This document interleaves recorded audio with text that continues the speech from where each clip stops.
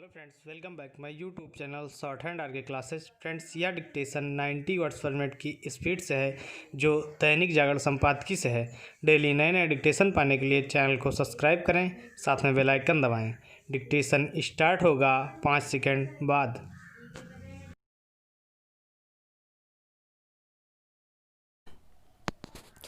Start. भारतीय सेना की ओर से धोखेबाज चीन की सेना को उसी की भाषा में करारा जवाब दिए जाने के बाद चीनी नेतृत्व जिस तरह गर्जन तर्जन कर रहा है, वह उसकी खिसियाहट के अलावा और कुछ नहीं।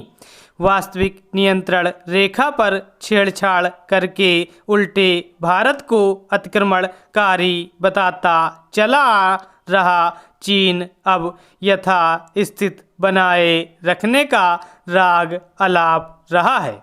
यह मक्कारी ही है, क्योंकि बीते 3-4 माह से सीमा पर यथास्थिति बनाए रखने के भारत के आग्रह को वह एक कान से सुनकर दूसरे से निकालने में लगा हुआ था। इस बारे में उससे कम 1 दर्जन बार बात हुई, लेकिन वह कुल मिलाकर धूर्तता का ही परिचय देता रहा। उसकी ओर से यह कहा जाना तो शरारत की पराकाष्ठा है कि उसने कभी किसी देश की 1 इंच जमीन नहीं कब्जाई है। तिब्बत को हड़पने 1962 के युद्ध में भारत के एक बड़े भूभाग पर कब्जा जमाने और दक्षिण चीन सागर में बेशर्मी से दावा करने के साथ अंतर्राष्ट्रीय नियम कानूनों को धता बताने वाला देश आखिर किस मुंह से यह कह रहा है कि उसने कभी किसी की जमीन पर कब्जा नहीं किया? यदि दुनिया किसी देश की निर्लज्ज विस्तारवादी नीति से त्रस्त है तो वह चीन ही है। यह भी चीन ही है जो उत्तर कोरिया और पाकिस्तान के रूप में दुनिया के सबसे बिगड़ैल देशों का संरक्षक बनने में गर्व का अनुभव करता है।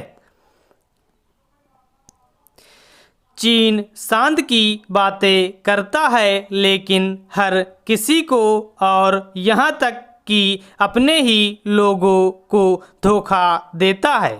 हांगकांग इसका ताज़ा उदाहरण है।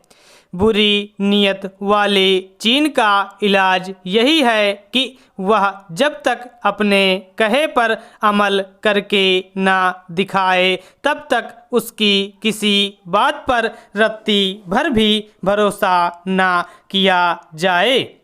चीनी विदेश मंत्री का यह कहना दुनिया की आंखों में धूल झोंकने की एक और कोशिश ही है कि भारत से लगी सीमा का चिन्हांकन न होने के कारण समस्याएं उभरती रहती हैं। सच यह है कि चीन की इसमें दिलचस्पी ही नहीं कि भारत से सीमा विवाद सुलझे। बीते लगभग 2 दशकों में सीमा विवाद सुलझाने के लिए तमाम उच्च स्तरीय वार्ताओं के बाद भी वह एक कदम भी आगे नहीं बढ़ा है।